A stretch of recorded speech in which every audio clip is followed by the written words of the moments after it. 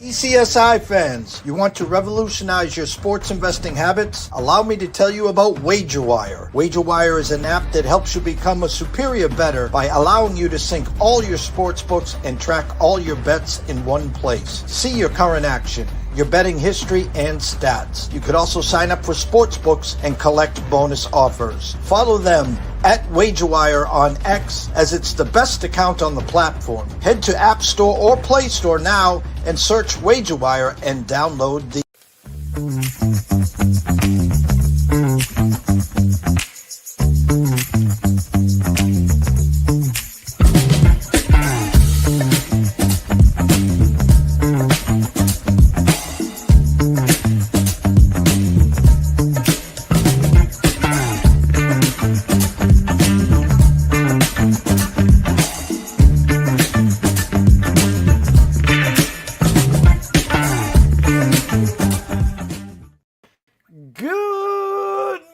sports fans from all around the globe. I am the host, Jeff Dawson. Excuse me. East Coast sports investors, and it's that time of the week for Tea Time Wages with good friend and colleague, Mr. Brady Kannon. Go follow him at Las Vegas Golfer on X.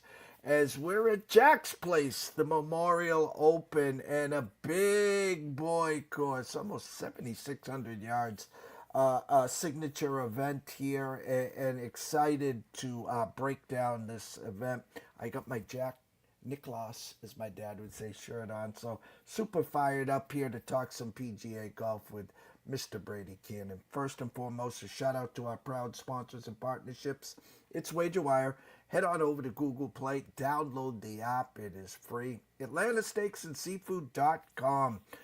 Go follow Terry Smith on Facebook, then head on back to AtlantaSteaksAndSeafood.com. Steaks, seafood, chops, wines, appetizer. Terry has it all. He even has 4 subscription plans. Just set it and forget it like myself. Every 30 days, a box of protein comes to my front door. The only thing I need to have is a spare propane tank. So without further ado, Mr. Brady Kannon. Mr. Dawson, good to be with you again. And this is a great stretch on the PGA Tour.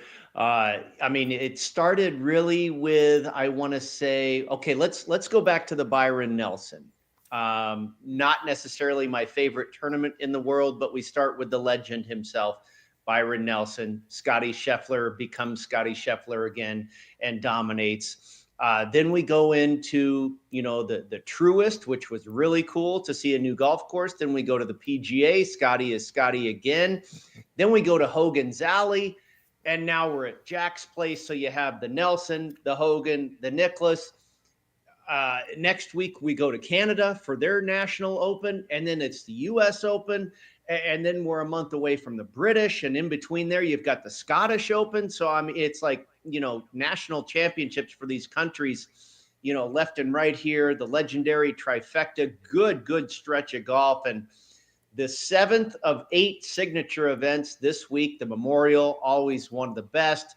For me, it's right up there with the Genesis Invitational at Riviera and the Farmers Insurance at Torrey Pines. It's one of the best golf courses in the world. It's one of the best golf courses these guys play every year. They've had Ryder Cups. They've had President's Cups. They've had Solheim Cups. You name it, Jack's done it. And, just like Arnie with Bay Hill, these guys want to go in there and tweak and move the needle a little bit on their golf course. They're never quite satisfied. The 2 most recent big renovations to Muirfield Village were in 2020 and 2021. And you've got, I think, a very demanding golf course. Pretty generous fairways, but nasty rough, extremely fast greens, undulated water. And I love the story. Jack built the place in 1974. It first hosted a PGA Tour event, the Memorial, in 1976. This is the 50th anniversary of the Memorial Tournament. Because of Jack's love and success that he had at Augusta National, he took a lot of influence from that golf course. I can't remember if it's the 12th hole, but there's a par 3 at Muirfield that looks a lot like number 12 at Augusta. Great par 3. And then Muirfield Village, the name of the place, is after Muirfield, where Jack won his first British Open. So there's a lot of storylines and history, and it's a great tournament all the way around. I'm going to do my 2-minute Rory talk here. We talked, and then the world off his shoulders, the relaxed Rory, the driver, the not talking to the media for all 4 days, and then doesn't even pick up the phone and say, "Hey Jack, I'm skipping the Memorial," after he called Jack before the Masters and had some great talks with him on navigating the course and the mental part of it. I think we have a Rory problem. Now, I'm the number one on this fan club here. I eat, sleep, and drink Rory. I think we're starting to fest a little problem here, Brady. Am I reading too much into this? I really don't know, Jeff. I don't think Rory, first of all, and I don't know the man personally, but as much as I can garner off of having seen him on TV for the last decade at least, he doesn't seem like a jerk to me. I certainly don't think he's a dummy. And so why would you not have the courtesy to call Jack Nicklaus, of all people, and tell him you're going to skip his tournament? There's got to be something more to that story. I can't believe he was just being rude. Maybe he was. I don't know. But like you say, after having the talk with him about Augusta, obviously there's some friendship there. So I don't know. Don't know the whole story there. I always find that odd. It seems like there's been other stories about other guys like that, oh my gosh, he didn't even call Jack, like it was Mickelson or Els, or maybe it was even Tiger. I can't remember, but it seems like we've heard this story before with other guys. And then the media after the PGA, I don't quite get that. It's not like he was awful or anything. I don't know. It's not like he embarrassed himself out there. Nearly missed the cut, but we predicted that. We said, hey, you just won the Masters. You're not going to be ready to go win another major. I don't care if you've won here 4 times before. I don't know. And it seems like obviously in April he was absolutely on top of the world. The driver thing, I think the driver thing is very overblown, and maybe that's why he didn't want to talk to the media, because I think people are making a mountain out of a molehill there, and maybe there's more to it than I know. But what I've read is a lot of these drivers are found to be non-conforming prior to a tournament, during a tournament, or whatever, and they throw it out of the bag and they put a new one in, and it passes the test, and everybody goes about their business. I've heard that it is supposed to remain confidential because it's not like these guys are trying to cheat. It's the club manufacturer companies are trying to push the envelope so far to the brink of legality here that sometimes it crosses the line, and I think it's, from what I'm gathering, it's kind of hard to control that, or hard to gauge maybe how is it going to comply or is it going to not. And so if it's announced, again, this is kind of what I'm able to gather. If it's announced every single time that a driver is not conforming, then I think it brings, it creates a narrative that these guys are cheaters, and they're not. And I know Xander Schauffele really took offense with the R&A. He was over at the British Open a few years ago, and his driver was not conforming, and it leaked out, and he got really ticked off because he's like, now I finish up my session at the range and head to the first tee, and my buddies are yelling at me, "You cheater!" And he's all, "I know you're joking. I know they're joking, but it's not fun, So I didn't really think that driver thing was that big a deal, but I don't know if he's helped accelerate the fact that it is a big deal because he didn't talk to the media. I don't know what's going on right now, and maybe nothing's going on. Maybe we're, like you said, maybe we're all reading too much into it. I don't know. I don't know why isn't he not playing here? And I thought you were only allowed to skip one signature event. It seems now that Rory has skipped 2. So I really don't know, Jeff. But what I do like is Scotty's there I saw one shop offshore that had Scotty at almost 4-1 this week. Other than that, I have not seen anything that wasn't less than 3-1. And what's amazing is like the next closest guy on the board is like 5 times the odds of Scotty. So, hey, you stay at home, Rory. We'll be just fine. I've got some great numbers on some other guys that are here this week. Last week, if I remember correctly, Scotty coming off the major, Eagles the first hole, and Yeah. I'm like, oh, just stop the tournament. We're done. We're done. It's May 28th. Okay, we're getting ready to flip during this tournament. We're going to flip to June on Sunday, the final round. I know for me, I did not have Ben Griffin with 2 wins on the PGA coming into. Where did he come from? Thoughts on Ben, and hats off to Ben. Yeah, absolutely. I mean, Ben is a very good player, and I think he kind of falls right into that same category as his playing partner, Andrew Novak, who we landed successfully on. That was our last outright winner in New Orleans. Novak and Griffin to win the Zurich Classic of New Orleans. And I felt, especially so with Novak, and I think it was true for Griffin as well, that they kind of needed that guy to lean on to get them across the finish line for that first victory. And now I wrote about this for golf.com. I'm doing that after the cut article now on Fridays. And I predicted that Griffin was going to win this. He was the favorite, so it's not like I was pulling a rabbit out of my hat here or something. But, I did predict that he was going to go on to do this. And part of my reasoning was because, hey, he got that team win. And I think that's going to help him a lot to be able to do it solo. And that's what he did. And, he was really playing well. And it's not like, he was shaky off the tee or shaky with the irons and was just keeping it all together with a hot putter. No, it's really the opposite. He was really doing everything well, and his putting even could have been a little bit better. And that's a sign to me when a guy's going along well. Because we've talked about it before, the putter is so volatile. It can get hot and cold. If you're doing everything else well, that putter will oftentimes come around and heat up for a day or two, and that can, put you over the top. So, I was happy to see that with Griffin. And now he's kind of graduating into that next tier. Maybe this guy's going to continue to win. He's been knocking on the door. Now he's got a couple of victories. And Novak too. Novak continues to play really, really well.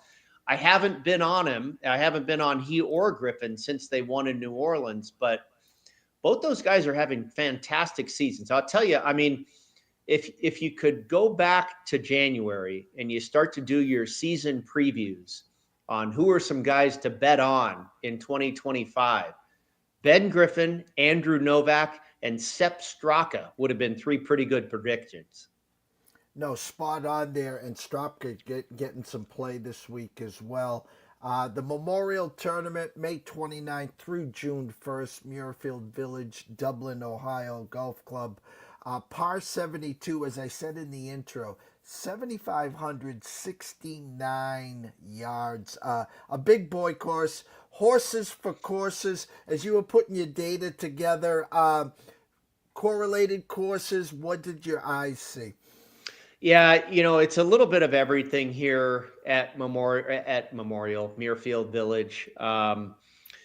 It's like a major championship, and it is, the golf course is at that level. I don't know if it would ever. I mean, it's held not necessarily majors, but it's held about the next closest thing possible. So. The point is, it makes you do everything well. I looked at strokes gained approach. I looked at strokes gained off the tee. I looked at, par 5 scoring on 550 to 600 yard par 5s, par 4 scoring on 450 to 500 yard par 4s, hole proximity from 175 to 200 yards, scrambling, bogey avoidance, and strokes gained putting on bent grass. Did I leave anything out in the game of golf? You gotta do it all well. And you look at the winners here, primarily recently, they've been some bigger hitters. DeChambeau, Hovland, Scheffler. But we've also seen, some shorter knockers or some medium, Matsuyama, Justin Rose, Matt Kuchar, William McGirt, David Lingmerth, Billy Horschel. Billy Horschel's a recent winner who's not a bomber. So it's been a mixed bag really here of winners. The correlated courses, I think, were tough for me this week. There's some courses on tour that I know exactly what I'm going to do. If a guy wins at this place, then I think he's got a great shot at this place. And, that led me to a couple of my bets for the PGA Championship. With Ludwig Gobert winning at Torrey Pines, he's got a great shot at Quail Hollow. I know there's a connection between those courses. This one's hard, I think, the Memorial. I talked about the connection with Augusta, but we don't necessarily see that play out in the results. There have been some, Tiger's obviously won like 5 times at both places, but that's Tiger. There's not a whole lot of connection other than that. Justin Rose has played very well at both places, but there's not really a stranglehold as far as a correlation.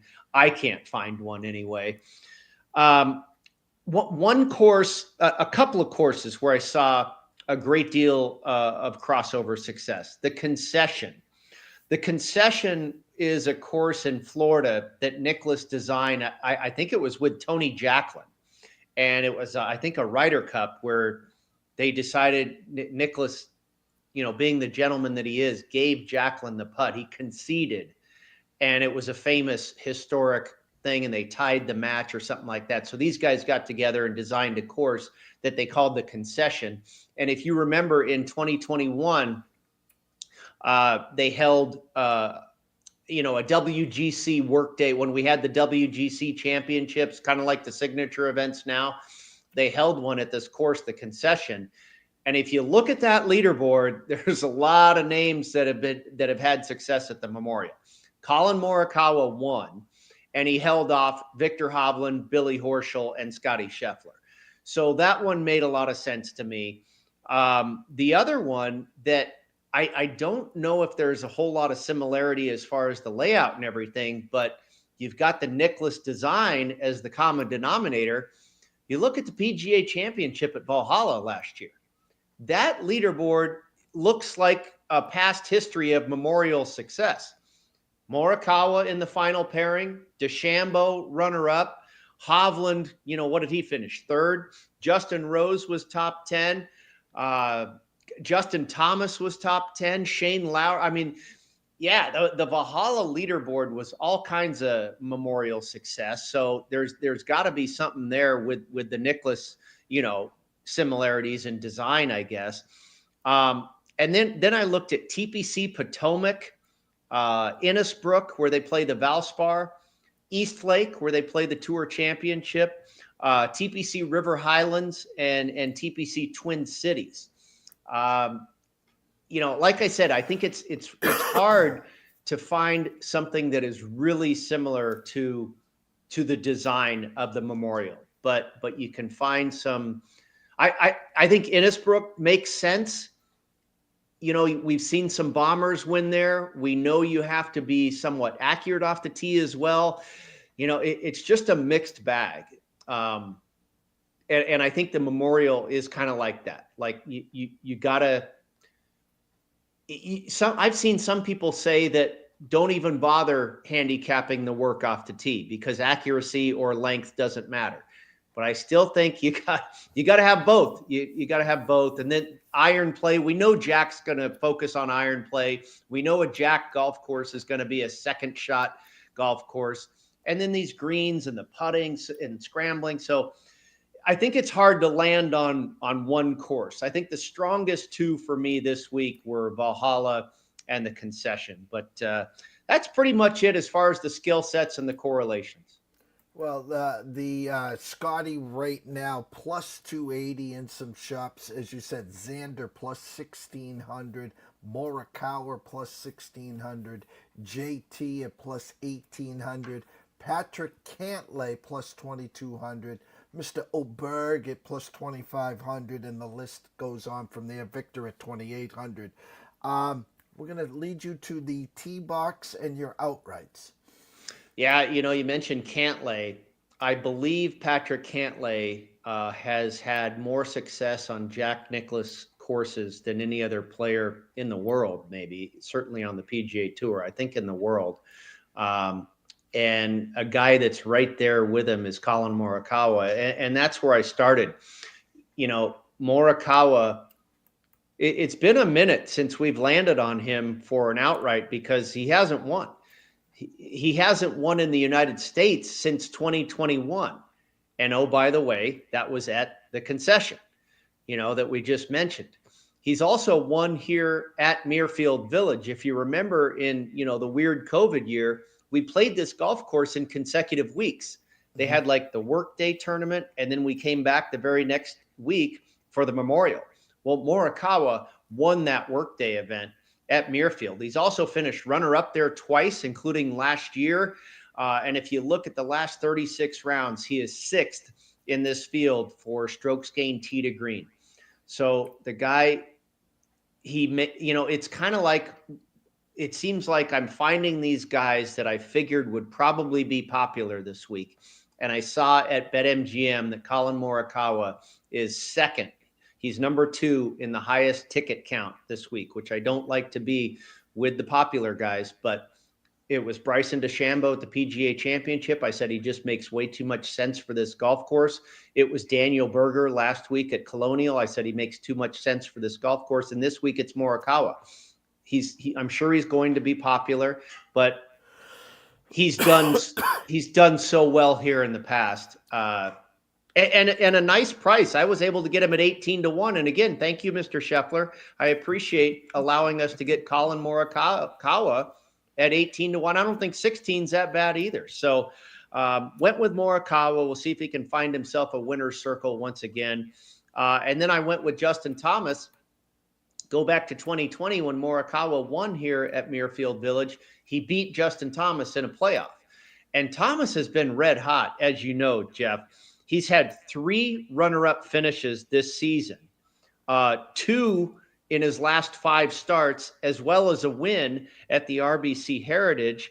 And one of his runner-ups came at the Valspar, which Innisbrook is one of our correlated courses this week. He's finished top 5 at Eastlake 5 times, including runner-up twice, and he's been top 10 at TPC River Highlands 3 times. So this guy makes a lot of sense for this golf course as well, and he's in really good form right now. I got him at 24-1 at Circa, I guess when everybody was still sleeping in on Memorial Day Monday or whatever. And now I've seen it Circa, he's down to like, last time I looked was like plus 1950. So he's been hit. But I'm still seeing like 22s out there. I think 20 or better on JT is a real nice number. And then Shane Lowry. It was way back when, 2015, if you recall, Shane Lowry won a couple hours to the north in Akron at Firestone Country Club. That was another WGC Bridgestone event. Big boy golf course, big boy event. We know Shane Lowry plays difficult golf courses really well. He was 6th here at the Memorial in 2021, also 6th at Valhalla for the PGA Championship last year. He's finished top 10 at TPC River Highlands, Eastlake, and the Valspar, where he just a couple months ago finished 8th at Innisbrook. Last 36 rounds, he is 5th in this field for strokes gained approach and in bogey avoidance, and he's 3rd for scrambling and in strokes gained tee to green. I think Lowry is kind of quietly having one of the best seasons on the PGA Tour. If you just look at some of his results, we forget that he was runner-up to Rory at Pebble Beach. He's been really good, and I think 40-1, not a bad number on Shane Lowry. So took a pop with him. And then a guy that I can't remember the last time I was on for a win. Maybe he's ready. Jordan Spieth, 50-1.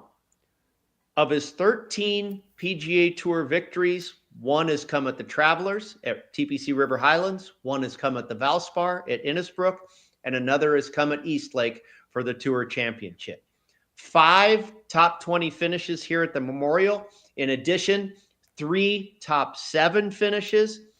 He ranks second in this field on the par 5s that measure 550 to 600 yards over the last 36 rounds, and he's 15th in this field for strokes gained tee to green. One thing I was looking at the numbers. Jordan Spieth has really been good off the tee this year.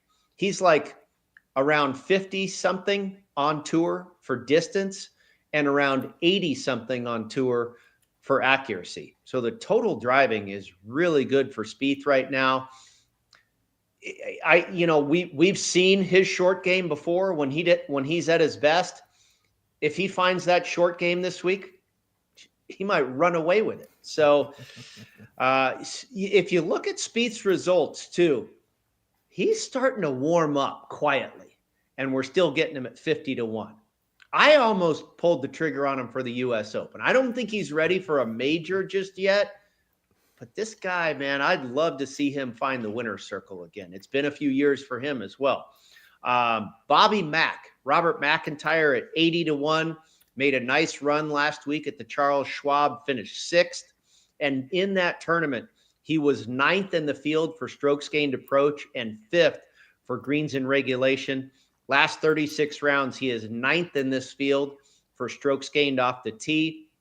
And oh, by the way, he was 8th last year at Valhalla for the PGA Championship. Only thing that's a little bit worrisome here is he's never played the Memorial before, which is kind of odd. But I think we know Bobby Mack plays difficult golf courses really well. So I think this guy has a shot. 80-1, sure, I'll take a shot with him.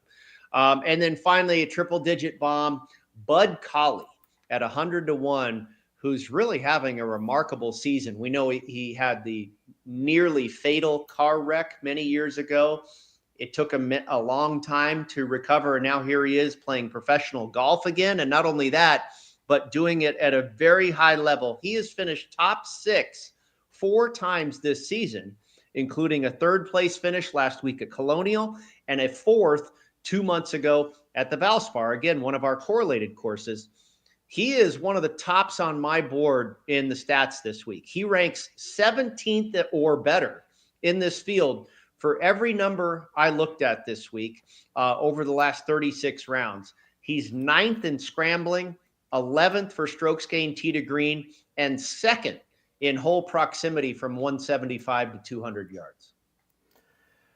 Sprinkled the infield, as I like to say, quite well. Of course, leading off with Morikawa at, what we get? 18-1, JT at 24-1, Lowry at 40-1, Justin Spieth 50-1, Bobby Mack at 80-1, and we close it out with Bud Colley at 100-1. Top 10 finishes? Yeah, I played the 2 short shots because we've only got a field of 72 here.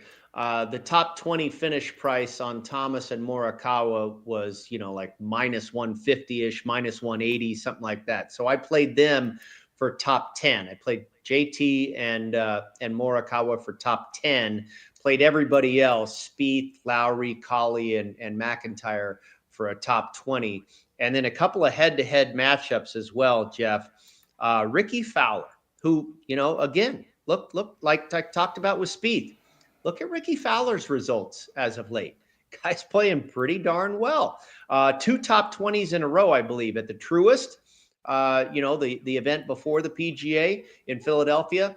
I think he was 16th or something, and maybe 18th. 2 top 20s in a row at the Colonial last week as well.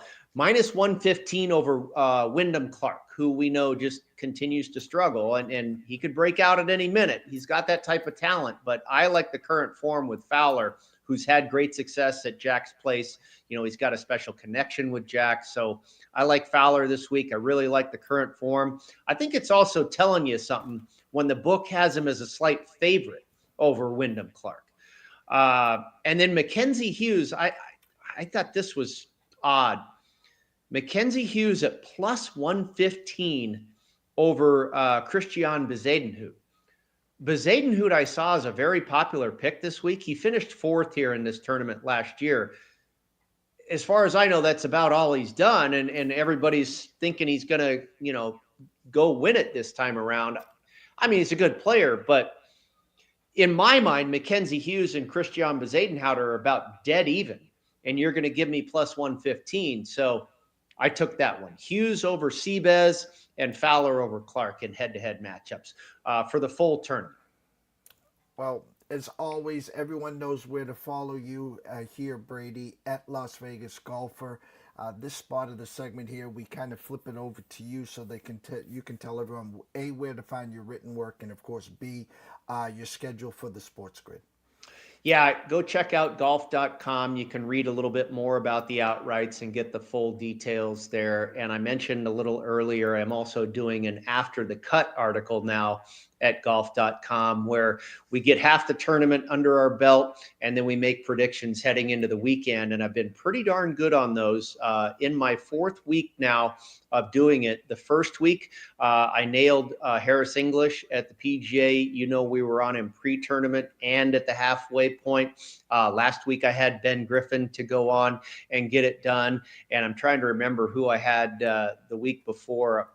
But it's been very successful so far. And, we've talked about that before too, Jeff. It's almost like you should just start betting when half the tournament's over and not do anything pre-flop. I mean, that wouldn't be any fun, right? But, when you've got half the tournament to analyze and handicap, sometimes you can have a lot more success. So that article that comes out at golf.com on Friday afternoons has been good so far, knock on wood.